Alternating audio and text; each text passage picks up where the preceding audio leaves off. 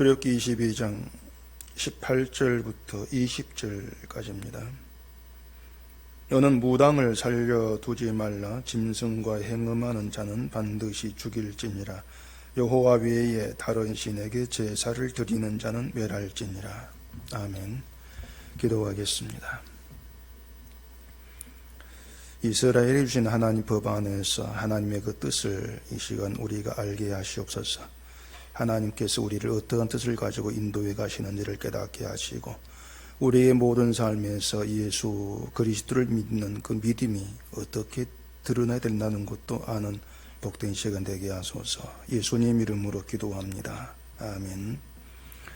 하나님 법을 보면은 죽여야 되는 경우가 한두 가지가 아닙니다. 오늘 본문에도 보면은 다 죽여야 되는 그런 경우에 해당되는 법인데, 무당을 살려두지 말아라 이렇게 얘기하고, 또 짐승과 행음하는 자도 죽이라고 하고, 여호와 외에 다른 신에게 희생을 드리는 자도 멸하라, 다 죽이라는 그러한 법이죠. 이 외에도 앞에서 우리가 봤을 때에 사람을 죽인 자, 또 아버지나 어머니를 치거나 저주한 자, 그리고 사람을 납치한 자, 이런 여러 등등의 죄를 지은 사람들을 죽이라 이렇게 명령이 되어 있습니다. 안식일에 일하는 자도 죽이라 이렇게 되어 있습니다. 이런 하나님을 우리가 보면은 인간을 사랑하신다고 하는 하나님이 좀 너무 심하다 이런 생각이 들 수가 있는 것이죠. 사람을 죽인 자를 죽이라는 것은 좀 이제 그렇다 쳐도, 무당을 죽이라고 한다거나 또 짐승과 행음했다 해서 죽이라고 하는 것은 좀 너무한 게 아니냐.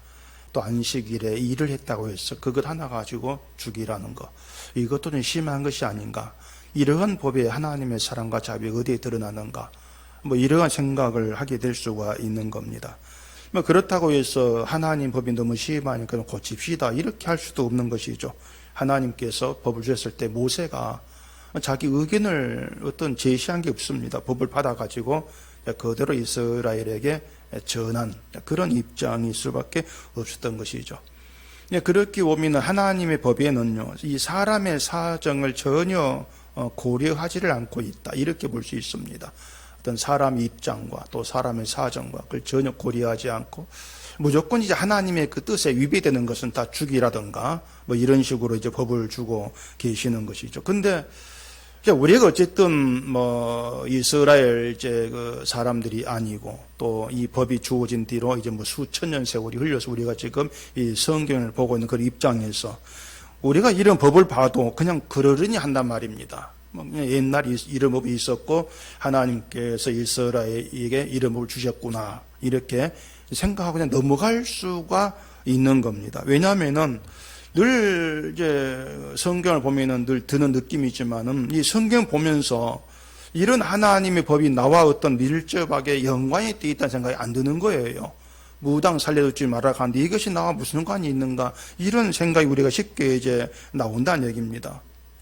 너는 무당을 살려두지 말아라 이렇게 말씀을 하시는데, 그냥 우리는 하나님이 무당을 미워하시는구나, 그 정도로 생각을 하고 그냥 넘어갈 수가 있는 문제죠. 내가 무당인 것도 아니고 또 내 가족 중에 무당이 있는 것도 아니기 때문에 이런 법이 있긴 하지만은 이 법을 내가 지켜야 될 그런 상황은 아니라고 생각이 될 수가 있는 겁니다. 그러다 보니까 이런 얘기를 우리가 법을 읽긴 하면서도 별 생각 없이 그냥 넘어가지는 경우가 대부분이라고 할 수가 있는 것이죠. 짐승의 행음하는 문제도 그렇고, 또 하나님 외에 다른 신을 섬긴다고 하는 것도, 이런 모든 것들도 지금 나 무고하다, 나는 이렇게 안 하니까 괜찮아, 이런 생각이 늘 앞서게 되는 것입니다. 그러다 보니까 살려두지 말아라, 반드시 죽여라 이렇게 이제 말씀을 하고 있는데도 불구하고 거기에 난 포함이 안 돼 있어 하면서 나를 이제 빼버리는, 제외시키는 그런 경우가 너무 많은 거예요. 사실 성경 보면서 이게 나구나 생각이 쉽게 안 듭니다. 그래서 나는 늘 이제 빼놓고 얘기를 하고 생각을 하려고 하는 것이죠. 그게 뭔가 하면은 이겁니다. 난 이런 사람은 결코 이제 아니란 생각이 밑바닥에 깔려 있는 겁니다. 난 이런 사람과 다르고, 난 이렇게 죽임을 당해야 될 죄를 지은 사람도 아니고, 이렇게 나를 이제 좀 빼놓으려고 하는 그런 본성이 밑바닥에 우리에게 다 깔려 있는 거예요. 우리는 이 무당이란 말이 나오고 뭐 짐승을 행음하는 자 또 하나님 말고 다른 이런 말이 나오는데 이들과 내가 같은 동지다 이들하고 그런 생각 안 드는 것이죠. 무당과 내가 동지다 했을 때에 우리는 그것을 쉽게 인정하지를 않는 겁니다. 사실 무당도 아닌 내가 무당과 동지다 이렇게 했을 때에는 그것이 납득이 된다는 게 쉽지가 않는 것이죠. 근데 그게 왜 그런가 하면은 우린 늘 그 행동에 초점을 두기 때문에 그래요. 행동에다가. 무당에게는 무당이 하는 행동이 있습니다. 우리나라 예를 이제 들어오면은 귀신을 모신 전을 이제 만들어 놓고 그 앞에서 뭐 점을 치는 행위를 한다거나 그것을 TV에서 이제 많이 볼 수가 있죠. 뭐 쌀을 던진다거나 뭐 막대를 흔든다 해가지고 점을 치는 그런 게 많이 나오지 않습니까? 뭐 동자귀신 들렸다 가면은 뭐 어린이들 음성 내면서 이제 뭐 얘기를 하기도 하고 또 무슨 장군 귀신도 들렸다 가면은 막 장군 목소리 내면 소통을 치기도 하고 뭐 그런 게 좀 많이 보는 것이죠. 또 그리고 구슬하기도 하는데 무슨 뭐 작두를 타는다 뭐 이런 말도 있고 말이죠. 이제 그런 게 뭐 진짜 무당 이렇게 말하고 어쨌든 알루따로 옷을 입으면서 뭐 하여튼 별짓기를 다 하고 있단 말입니다. 근데 우리는 어쨌든 그런 무당 행동과는 상관이 없는 거예요. 우리가 그런 행동을 한 적이 없지 않습니까? 무당을 찾아가지고 점을 치는 것도 아니고요. 또 어떤 구슬하지도 우리는 않고 있다는 얘기죠. 또 무당을 미신이라고 하면 우리는 믿지 않습니다. 무당은 사문이자 미신이야. 이건 거짓말이야. 우리 안 믿죠. 이렇게 무당을 아예 우리는 믿지도 않고 있고 찾아가지도 않고 있는데 무당과 같은 동지다 이렇게 해버리면은 그 말이 나에게 사실로 다가오겠냐고 하는 것이죠. 우리는 그걸 부인할 거란 얘기입니다. 그런데 하나님은 그 사람의 행동을 가지고 판단치를 않습니다. 행동을 가지고는 죄인이야 이렇게 판단치를 않고 있습니다. 하나님 보시는 것은 그 사람의 속성이에요. 그 사람의 습성, 사고방식. 그러니까 어떤 정신 가운데 움직이느냐 이걸 보고 계시는 것이지 어떤 행동을 하느냐 이렇게 보고 판단하시는 분이 아니라는 얘기입니다. 말씀드린 것처럼 행동을 가지고 판단하신다면 난 아니다 할 사람 가득해요. 행동 판단한다면 나 무당 아니죠 우리는. 우리는 그렇게 할 수밖에 없는 것이죠. 그런데 사고방식을 가지고 판단하게 되면 모두가 같은 동자가 돼버립니다. 이게 참 재밌는 거예요. 행동으로 하면 다 나눠지는데 난 아니고 넌 기고 이렇게 나눠지는데 그 사고방식, 습성을 가지고 판단하면 모두가 하나로 뭉쳐져 버리는 거예요. 무당과 내가 동지가 돼버린다는 얘기입니다. 결국에 행동은 다 다르다 할지라도 그 행동이 나와지는 사고방식은 똑같다. 이렇게 이제 얘기할 수가 있죠. 사고방식은 하나다. 이렇게 판단되는 겁니다. 그런 점에서 모든 인간은 같은 동지로 존재한다. 이렇게 해도 틀린 말은 아니에요. 모두가 똑같은 동지다. 무당이 뭔가 하면 아시겠지만 귀신의 이제 힘을 빌어서 인간의 문제, 인생사를 풀어내는 일종의 종교 전문가입니다. 무당도. 종교 전문가예요. 미래에 있을 나쁜 일을 귀신의 힘을 가지고 예견을 이제 하기도 하고 또 나쁜 일을 방지할 그런 방법을 이제 부적이란 것도 만들고 해서 이렇게 하면 너가 나쁜 일이 좀 피해갈 수가 있고 막을 수가 있고 이렇게 이제 하는 종교 전문가죠. 그냥 무당은요, 한마디로 말해서 인간의 인생에 관여하는 사람이에요. 인간의 인생에 관여를 해요. 그리고 무당을 찾는 사람도 다른 문제 때문에 찾는 것이 아니고 자기 인생 때문에 찾습니다. 자기 인생 문제로 무당을 찾아오는 거예요. 근데 어떤 사람이든지 간에 자기 인생 문제에 관심을 두지 않는 경우가 없습니다. 모든 사람이 다 자기 인생에 관심을 두고 살아가요. 내 미래가 어떨지 궁금하기도 하고 또 현재가 힘들 때면은 그 힘든 걸 해결할 좋은 방법이 뭘까? 이걸 찾기도 하는 것이고 또 그쪽으로 마음이 기울어지는 것이 인지상정이에요. 이렇게 하면은 인생이 좀 낫게 따더라. 뭐 이런 게 들리면은 마음이 기울어지죠. 여기에는 우리도 예외가 아니라는 것입니다. 우리 역시도 인생을 붙들고 살아가니까. 그래서 우리가 행동만 보면은 무당과는 무관하게 사는 것처럼 보이지만은 우리가 살고 있는 사고방식을 뜯어보면은 무당과 동질하게도 과언은 아니라는 겁니다. 근데 사고방식은 그렇다 할지라도 어쨌든 우리는 이제 밖에 나가면은 무당이란 말 안 듣죠, 우리는요. 세상이 일반 사람 무당으로 보질 않고 있지 않습니까? 그런 점이 이스라엘도 다르지가 않습니다. 하나님 이스라엘에게 무당을 죽이라고 하고 있지만은 이스라엘 내에 무당이 몇 명이나 있겠습니까? 이스라엘 안에, 하나님 성긴 이스라엘 안에. 근데 어쨌든 하나님을 섬기는 이스라엘이라고 해서 무당이 없는 건 아니에요. 그렇다 해도 무당을 보면서 우리는 무당이라 생각은 하지를 않을 거란 얘기죠. 무당처럼 하는데도 무당이 생각이 안 한다는 얘기입니다. 그러면은 이스라엘에게 그 안에 무당이 존재가 있을 때에 이스라엘이 어떻게 있겠는가? 하나님 무당을 살려두지 말아가 합니다. 근데 이스라엘 내에 무당이 있습니다. 그럼 이스라엘 하나님 법대로 무당을 살려두지 않고 보는 족족 죽였을까? 그렇게 하지를 않았어요. 만약 그렇게 했다면 이스라엘 내에 무당이 없어야 되는데 그럼에도 불구하고 무당이 있었더라는 얘기입니다.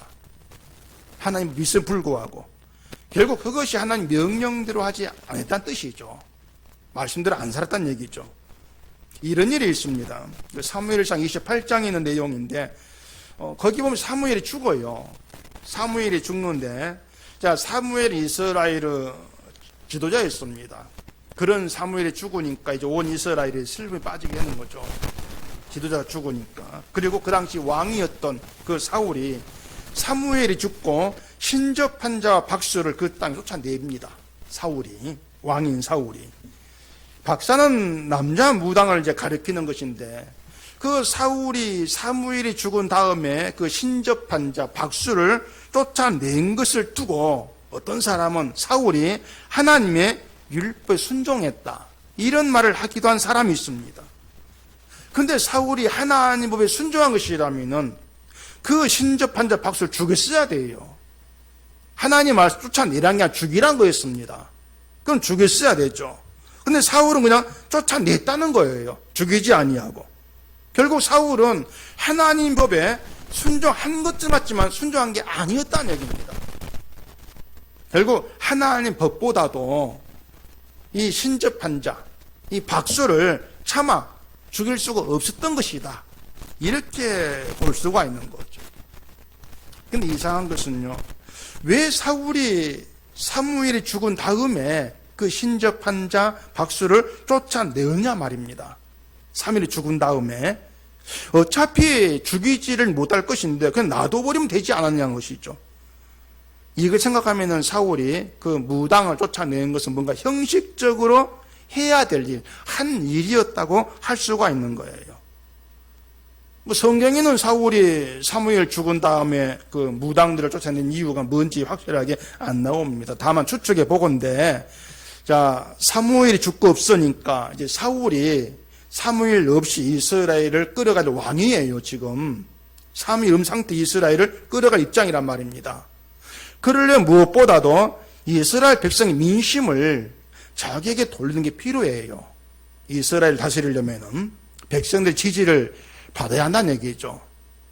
그걸 위해 사울은 자기가 하나님 말씀을 지키고 여호와만 섬기는 왕이라는 걸 보여주기 위해서 그 신접한 자 박수를 쫓아낸 것이 아닌가, 그리 볼 수가 있습니다. 나는 하나님 말씀대로 하는 왕이다. 그걸 보이려고 무당들을 쫓아낸 것이죠.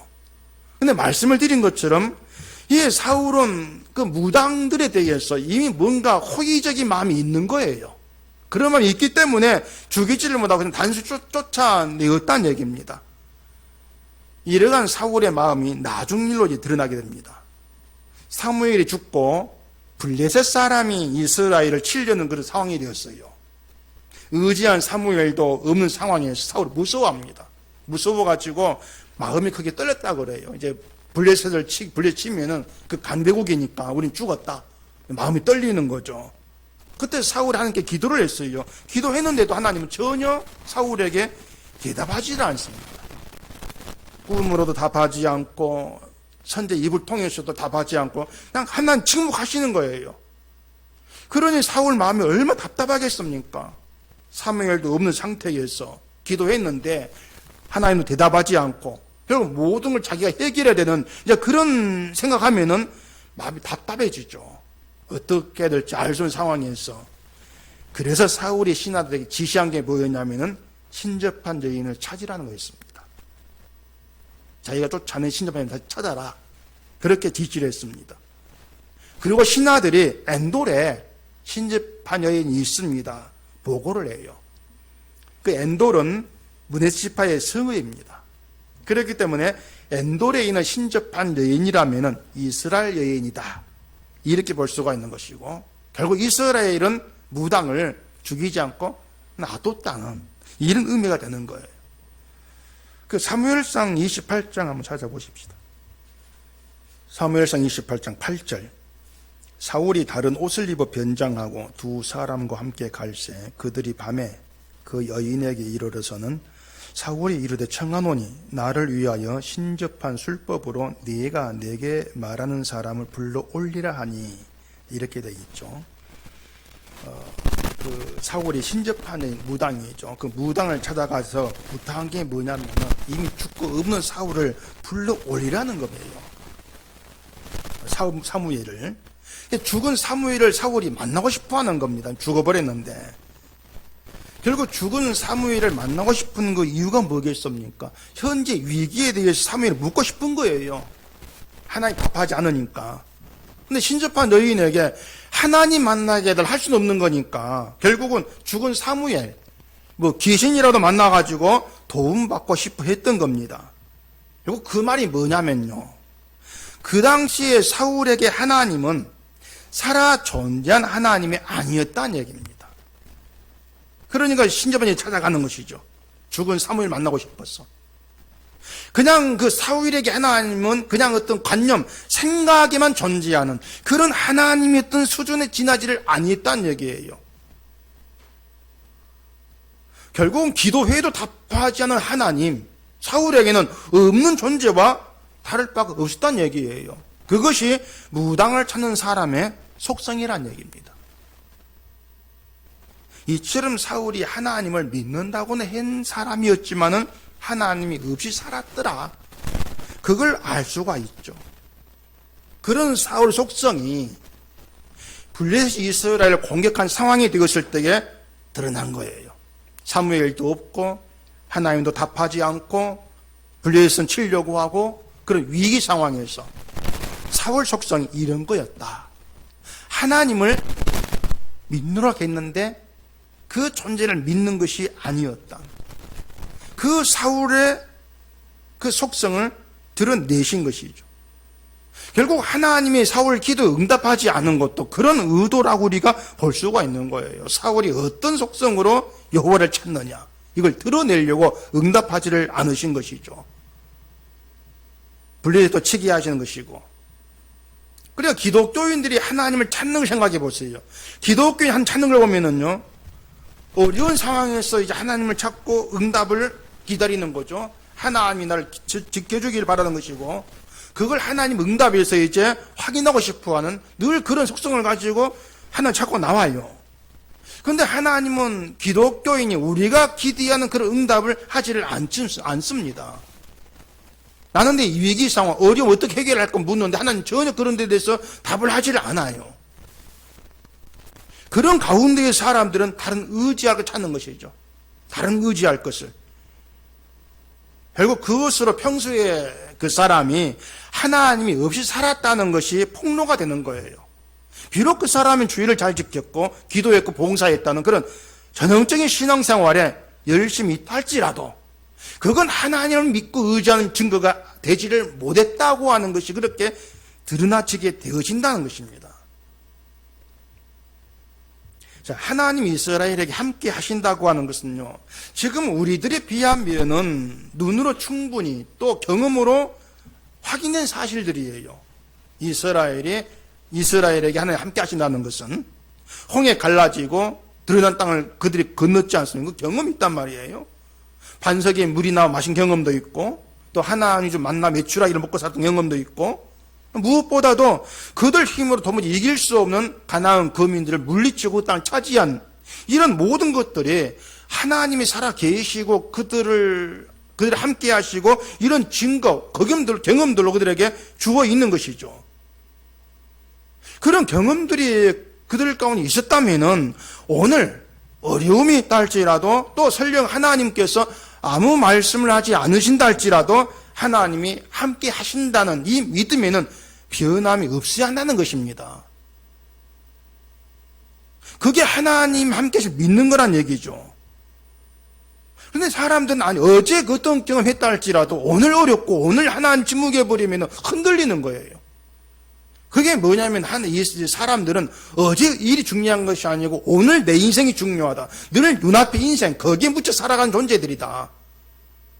그걸 보여주고 있는 거죠. 사울이 사무엘과 함께 살아오면서 이스라엘도 다스리면서 그 하나님 함께 하심을 알았을 거란 얘기입니다. 사무엘 있을 때는 하나님을 섬기고 제사하고 그러면서 하나님을 믿고 그랬던 존재가 몽땅 다 사라져버리니까 오늘의 위기 가운데 무당을 찾고 있는 그 모습들, 결국 이런 것들이 어떤 인간의 속성이라는 거. 그러니까 어제 내가 믿었다고 하는 것이 오늘의 어떤 믿음의 증거가 되지를 못한다는 거. 그렇게 우리에게 드러나 있는 거예요. 때문에 우리가 어제 내가 이렇게 믿었고 이렇게 봉사했고 이렇게 하나님을 섬겼고 이런 것들은 우리의 어떤 믿음의 근거 되지를 못해요. 어제 우리가 어떤 믿음 가운데 있다 할지라도 오늘 하나님 내게 위기상 줬다면 어떻게 할래? 흔들릴 수밖에 없다는 거. 그게 우리 속성이라는 것이 우리가 확인되어지지 않는다는 것입니다. 그래서 사울은 그 블레셋이 공격하는 위기 상황을 해결하고 싶어서 하나님 찾은 것이고 무당을 찾아가지고 사무엘을 만나고 싶은 것이죠. 다른 거 없어요. 위기 상황 해결하는 거. 그런데 하나님이 사울에게 조성하신 그런 이제 위기 상황들은 하나님이 없이 살아가는 사울 본색을 통해서 이스라엘의 본색, 습성 이런 것이다. 그것을 확인하게 하신다. 이걸 생각해 보면은 지금의 우리도 하나님께서 어떠한 의도를 가지고 인도해 가시는가 이걸 우리가 알 수가 있습니다. 우리는 늘 내 인생이 편하면 된다 이렇게들 우리가 생각하고 있지만은 하나님은 우리 인생이 편해지는 그것보다도 우리 속마음이 드러날 수밖에 없는 그런 쪽으로 인도해 가고 계시는 거예요. 늘. 만약에 우리 인생이 편한 쪽으로만 인도되면 어떻겠습니까? 평생에 내 인생이 편한 쪽으로 인도됐다. 내 몸은 편한 대로 살 수 있을 겁니다. 편한 몸으로. 근데 우리가 평소에 어떻게 살아가는가 이걸 보지를 못하죠. 교회 다니는 것으로는 신앙생활을 하고 있어 이렇게 착각할 뿐이고 내가 어떤 본색 가지고 살아가는가 하나님을 얘기하는데 하나님이 없이 살아가는 게 나다. 그건 볼 수 없게 되어지는 것이죠. 그게 오히려 저주의 그것이. 나를 보지를 못한다는 것이. 내 문제를 보지 못한 게 저주죠. 그렇기 때문에 우리가 이런 점들을 생각하지 아니하면은 결국은 무당을 살려두지 말라거나 다른 신에 제사 드린 자를 멸하라는 말씀에 대해서도 나는 무관해. 이런 생각이 앞서버리게 되어지는 겁니다. 그러니까 무당과 다름없는 생각으로 무당을 찾는 사람과 다름없는 생각으로 하나님을 섬기고 있으면서도 그 사실을 우리가 모르게 되는 것이죠. 내가 그렇다는 것을. 그것 때문에 나는 하나님을 섬기는 신자다 이런 착각에 빠져버리기도 하는 거예요.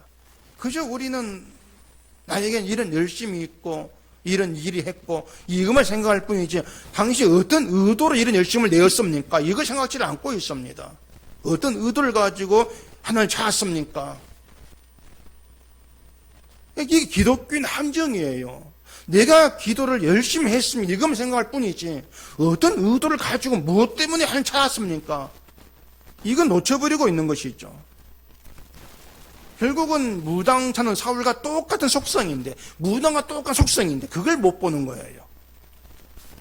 그래서 신앙의 모든 게 형식으로 흘러가면서도 이걸 눈치를 못 채게 되는 것이죠. 그저 하나님을 믿고 말씀대로 산다 그런 착각에만 빠지게 되는 거죠.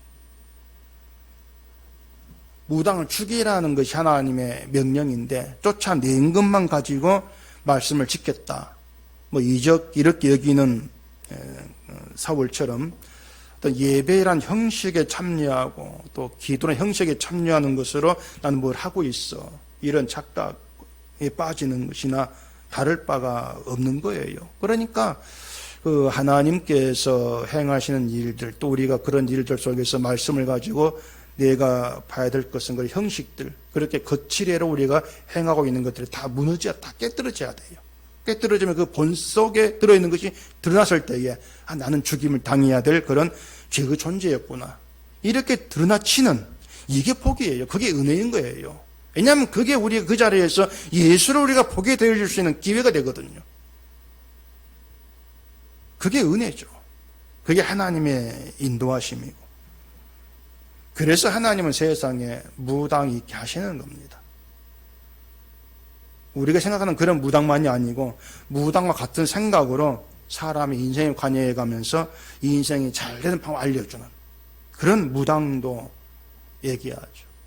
노골적으로 얘기하자면 지금의 기독교가 이런 무당 노릇을 하고 있는 사람으로 가득하다 할 수 있는 것이고, 그리고 이런 무당을 찾는 사람들로 가득해요.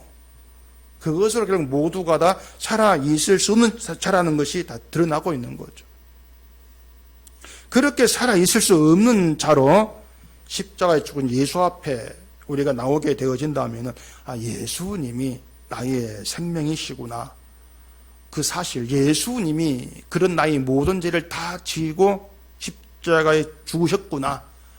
이러한 내용들의 다른 느낌이 있게 되는 거예요. 내가 누구인가를 알 때와 모를 때에 우리가 생각한 예수가 다를 수밖에 없는 겁니다. 무당이 하는 일은요, 그 역할이 우리에게는 유혹으로 다가올 가능성이 굉장히 많습니다. 늘 우리는 그런 유혹 속에 살아가요. 사탄이 하와를 유혹한 것처럼 무당은 이렇게만 하면은 넌 된다.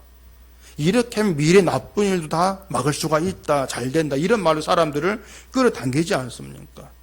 이렇게 하면 성공합니다. 이런 식으로 말입니다. 그래서 인생이 뭔가 잘 되고 싶고 인생의 문제를 해결하고 싶어서 무당을 찾는 그런 사람들, 이게 사람의 속성이다. 이걸 생각하면은 지금의 기독교가 이런 신앙에서 참 벗어나 있다는 것을 어렵지 않게 우리는 알 수 있는 그런 내용이 되는 겁니다. 내 인생을 위해서 하나님을 찾지 말아라. 이런 뜻이 아니에요. 왜냐하면 그러지 말라고 해도 우리는 내 인생을 붙들고 있을 수밖에 없습니다. 그리고 급할 때에는 날 위해서 하나님을 부를 수밖에 없는 거예요. 내가 오늘 복을 받기 위해서 기도하지 아니한다 해가지고 내 인생을 위하지 않고 살아간 사람 이렇게 얘기할 수 없는 거예요.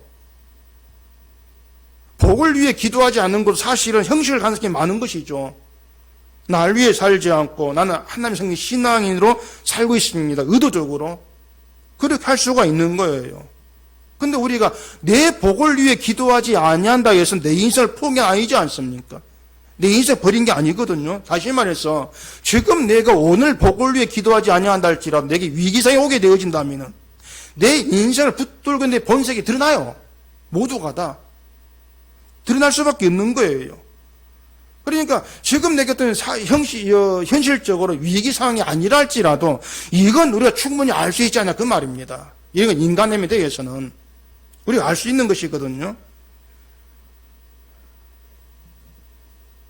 사울 같은 경우를 봐도 우리가 사울 같은 그런 위치에서 그런 상황에 닥치면 당황해하면서 문제 해결을 위해서 어떤 방법에 동원했을 거예요. 대통령이 경제 어렵다고 막 지지율 떨어지고 할 때 답답하겠습니까? 모든 방법 다 찾고 동원하겠죠. 정말 무당에게 좋은 방법이 있다면 그거 찾아갈 거예요. 그런 게 우리의 진짜 모습이라는 것을 아는 자로 예수께 나오라는, 그게 중요한 문제가 되는 것입니다. 그럴 때에 예수님만이 나의 구원자입니다. 이런 고백이 나와지는 거예요. 예수님만이 나의 구원자입니다. 그러니까 그런 고백을 우리에게서 끄집어 내시기 위해서 하나님 일하고 계신다는 얘기입니다.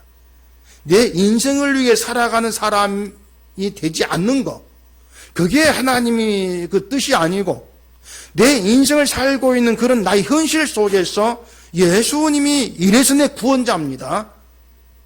그런 고백 하나 끄집어내는 그런 세 사람 되게 하시려고 일하고 계신다. 왜? 거기에 하나님께 영광이 되는 거니까. 거기에 초점을 두셔야 되죠. 그래서 하나님이 이제 본문 같은 법을 세우시는 것은 무당 찾아가지 말라는 것도 아니고 달을 섬기지 말라는 것도 아니에요. 물론 무당 찾아가라 이렇게 하는 것도 아니죠. 무당 찾지 말라 해도 무당을 찾아가는 사람들과 동일한 습성으로 하나님을 찾는 차이인 걸 알라는 겁니다.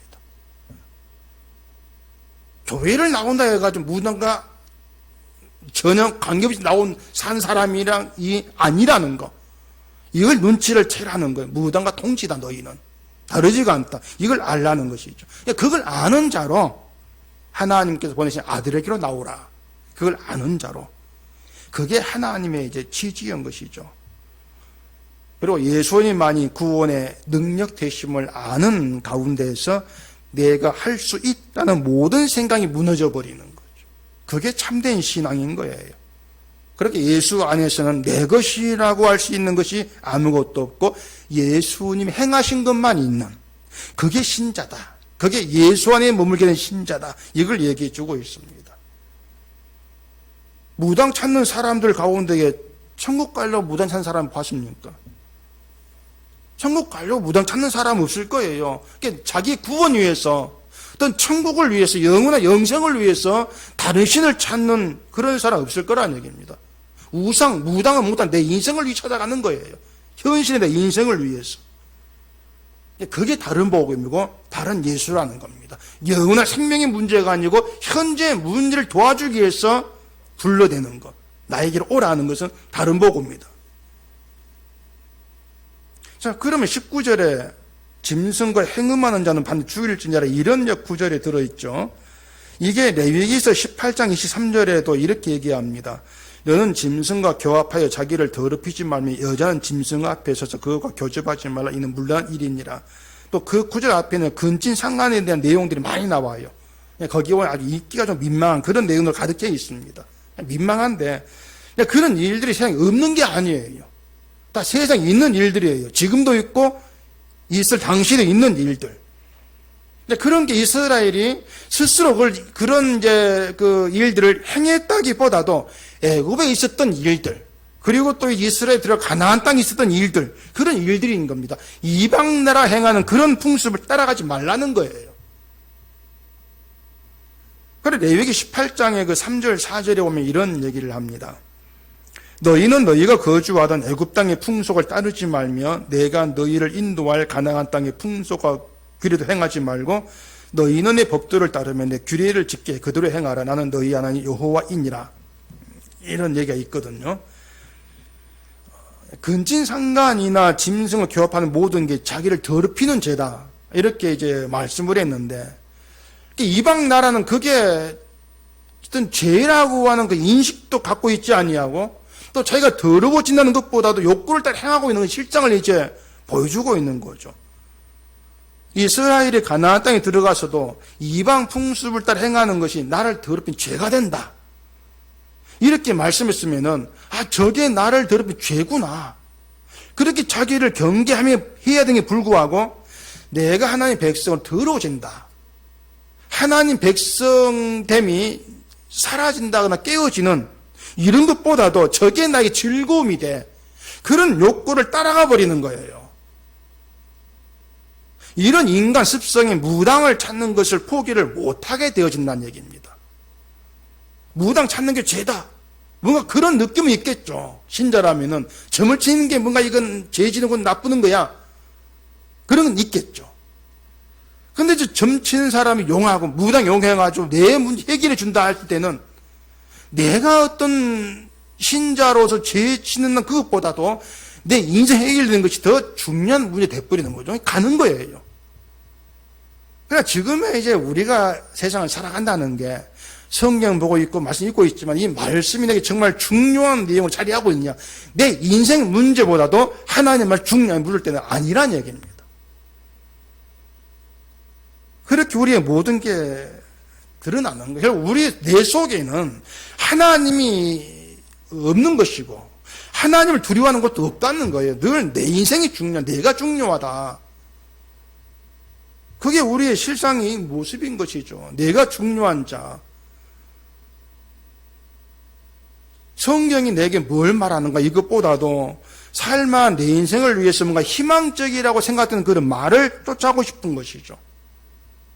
성경이 내 죄를 들으는 것보다도 뭔가 희망을 주는, 내게 힘을 내게 하는 그런 좋은 말을 듣고 싶어 하는 것들. 그게 다 이제 내가 중요하고 내 중심이 되기 때문에 그런 생각이 나와지게 되는 겁니다.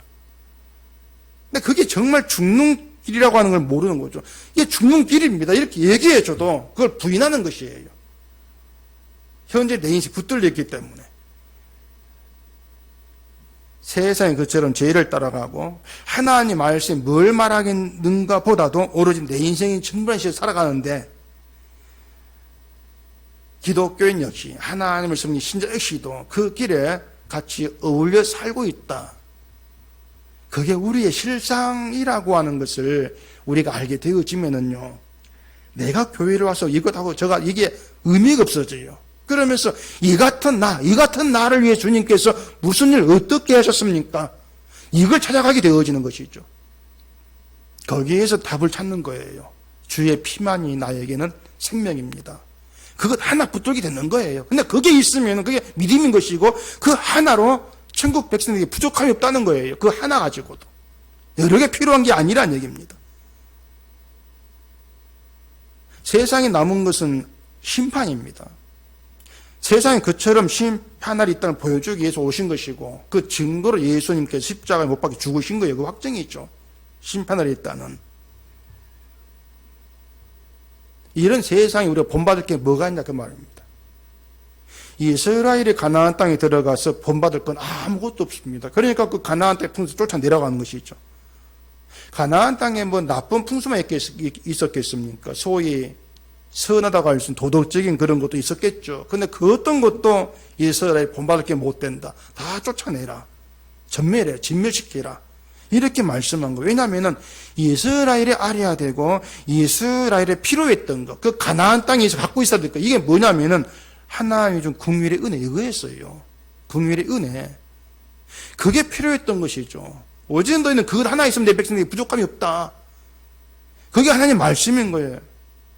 그래서 이방 민족을 다 진멸시키게 하셨던 것이죠. 근데 이스라엘 진멸시키질 않았습니다. 왜냐하면 그들이 있던 게 보기 좋았던 거든, 또 좋은 게 있기 때문에 남겨둔 거예요. 그렇게 인간 끝까지 이제 자기를 위한 완악함만 드러내고 있는 그런 존재라고 하는 것을 낱낱이 그렇게 다 이제 드러내게 되는 겁니다. 그래서 무당을 살려주지 말라고 하는데, 이스라엘은 무당과 똑같은 정신 아래 있었던 그런 존재들이고, 오늘 우리도 다르지가 않은 것이고, 무당이 귀신 들린 자라면은 세상 모든 사람은 귀신 들려 살고 있습니다. 자기 인생을 위해 살고 인생이 잘 되기만 하면은 그것을 만족하려는 세상, 그런 세상의 신자라고 하는 것은 인생의 모든 게 하나님의 뜻대로 붙들려 흘려간다는 그런 믿음 가운데에서 생명이 된 예수님 만족이 되는 것을 배우는, 오직 그 길만 바라보고 있는 그런 존재라고 얘기할 수 있게 되어지는 겁니다. 내가 죽임을 받아야 될 무당과 같은 사고방식, 무당의 동지이고 내가 다른 신을 섬기는 자라는 걸 알게 된 자리에서 죽기만 소망이 있다, 이런 깨달음 가운데 주만 바라보는 것, 그 믿음이 우리를 영원한 하나님 나라에 있게 하는 것이죠. 그래서 하나님 주신 이 믿음이 우리 가운데 있어서 영원한 영광의 날에 들어가는 하나님 백성 되기를 바랍니다. 기도하겠습니다. 우리 아버지 하나님, 무당을 살려두지 말아라. 전 죽이라고 하는 이런 하나님 법 안에서 우리가 죽임을 당해야 될 존재는 사실 또한 보게 되어집니다. 같은 사고방식 가운데에 있는 그런 동일한 존재들이고, 무당을 찾는 사람 속성과 똑같이 우리가 하나님을 자꾸 부를 때가 있는 존재임을 보게 되어집니다. 이러한 존재로 죽게 나오게 하시옵시고, 주 앞에서 주님 왜 나의 생명이신가를 깨달아 아는 가운데에서 그래서 주님만이 나의 은혜의 전부입니다. 고백과 함께 그 믿음으로 하나님의 영광에 들어가는 저희가 되도록 해주시옵소서. 예수님 이름으로 기도합니다. 아멘.